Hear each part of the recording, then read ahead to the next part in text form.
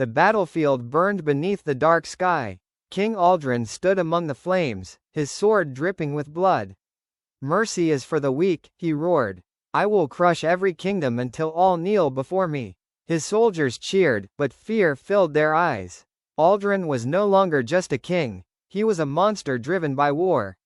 Years passed, and the kingdoms united against him. One terrible night, Aldrin's castle was surrounded. A soldier rushed into the throne room. "My king, the gates have fallen. We must retreat." Aldrin slammed his sword against the throne. "Retreat? I would rather die than bow." But by dawn, his armies were destroyed, his throne was lost, and the great king fled alone into the wilderness. For months, Aldrin wandered like a madman. He shouted into the empty forests, "They betrayed me. The gods betrayed me. I am still king." But no one answered. Hungry, broken, and filled with rage, he collapsed beside an old tree. An old sage approached him quietly. The sage offered him water. Aldrin growled, "Do you know who I am?" The sage nodded. "You are a man who lost himself." Aldrin's eyes burned with anger. "I lost my kingdom." The sage replied calmly, "No, you lost your wisdom long before that." The words struck harder than any sword. Aldrin whispered, "What strength do I have left?"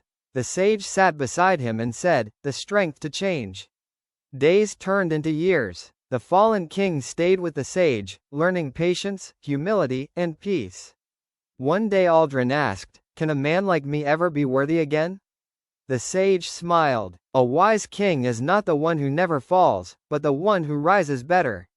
Aldrin bowed his head, and for the first time in his life, tears filled his eyes. Years later, the land was in chaos. Bandits ruled the roads, and the people cried for help.